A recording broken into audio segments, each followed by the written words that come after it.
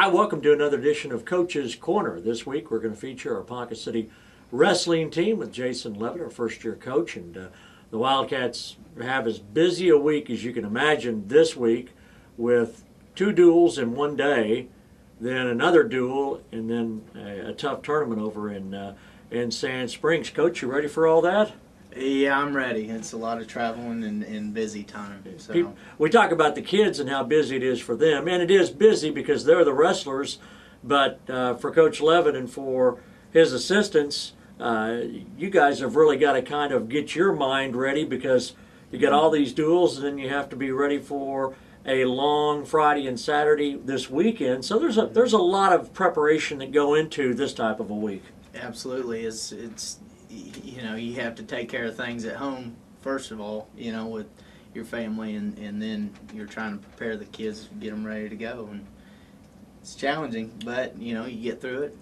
Absolutely. That's what now, it's about. The first part of this week, Coach, has us going to Bartlesville, and for those that aren't familiar, we had a wrestling duel with Booker T. Washington that was canceled late November, early December, and actually that duel is going to be made up on Tuesday as part of kind of a quad where Ponca and Bartlesville and Booker T are going to all be there. Tell us what's going to go on and kind of the thinking. I guess it helps Booker T because they don't have to travel quite as far. Right. The thought behind it is, with us, we're already in that area and we'll be able to compete against both teams. We'll wrestle Bartlesville at 7 and then Booker T shortly after, which, in Booker T's case, it's probably a better deal for them. Making up that duel here it's very much a challenge just due to basketball and other sports that are taking place. But I think it's good. We get out of our facility and travel and keep our kids together and some camaraderie and compete against them. Well, if you like to travel, this is your week now. Is Booker T, are they a district match? Is that the reason that has to be wrestled? Yes, district match. If it wasn't, it probably wouldn't be such a big deal, but that's a deal where we have to wrestle it and decide who's the winner. Right. Now, for your team now, you've wrestled 5 duels, you're 3-2. You won your first 3, but the last 2 against a couple of heavyweights, Muskogee and then Sand Springs. This is a chance to get back on the winning track in duel action too. Yes, I expect for our team to do really well in these 2 duels and gain some success and some confidence. And we've been through some buzzsaws against Muskogee and Sand Springs, obviously, and just have more experience on us, and that's hard to fight right now. And then Thursday, you go down to Stillwater, and they may be the best team in the state of Oklahoma, Coach. Absolutely. You get 5 kids to move in there, you're a front runner already. You've got Joe Smith and Cade Brockhardy there. You throw in and Benny Teagarden. You throw in those 5 other kids. One of them's from the state of Washington. Moved in, and one of the top recruits in the country, and that's hard to fight right there. Right.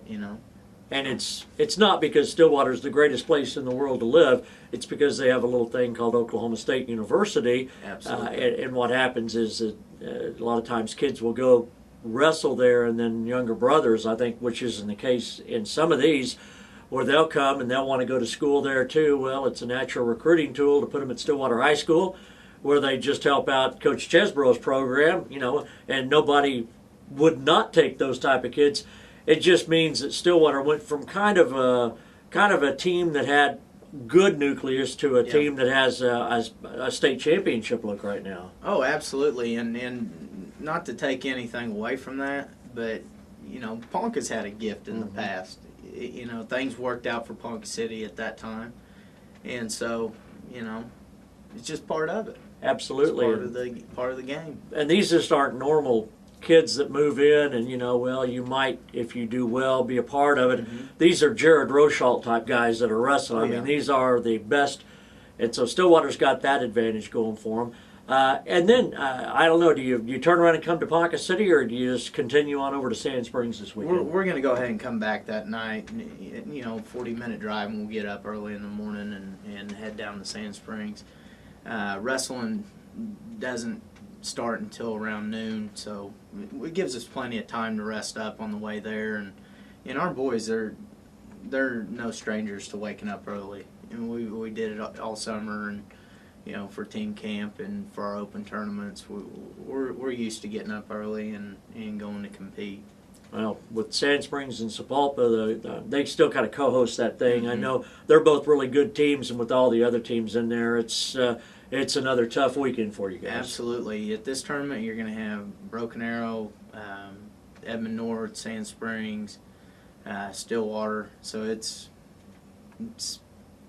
right there. That's probably the top 4 teams right there, too. Yeah. So we'll have our state tournament early. Absolutely. But it's, again, a chance for you guys to go out and, I don't know what the mindset is, obviously, with those type of competitors. You probably just want to see how your guys are progressing, and then we'll find out at the end of the year. But there's a maturation process to all this. There is, and as it sits, we don't have that wealth of experience coming from youth to junior high to high school. So that's what we're battling right now. Once we get that on track and develop our family as far as our wrestling family, things are going to get better. And kids are going to keep coming up, and I try to stay as involved as I can with the youth at the elementary and junior high as well. Because those kids, they're going to be up here representing Ponca City. And I know you have a lot of respect for your seniors, but when you look at your program as a whole and the freshmen that you start and the experience, the future is down in those lower grades, and we do have some excellent seniors that are going to be in their last year vying for, trying to reach the state tournament, trying to help the team. But, this is a team, when you put freshmen out there against some of these schools, that they're going to take their lumps in the 14 season, but you hope that down the line it pays benefits. Absolutely. And right now, the message for our young kids is one of these days you're going to be dishing out those lumps. So you just have to weather the storm, and then we're going to be okay.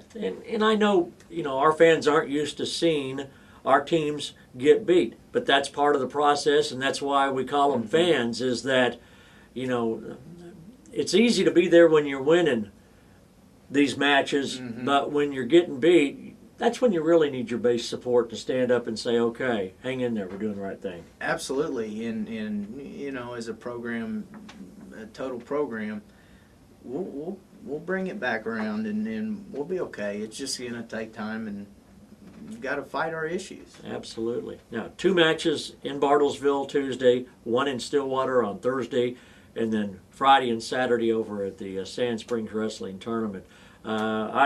I hope you got your rest this past weekend. You're going to need it, aren't you? Absolutely. Very good. Absolutely. Coach, thanks very much. Thank Jason you, Phil. Leavitt, our first-year wrestling coach on Coach's Corner.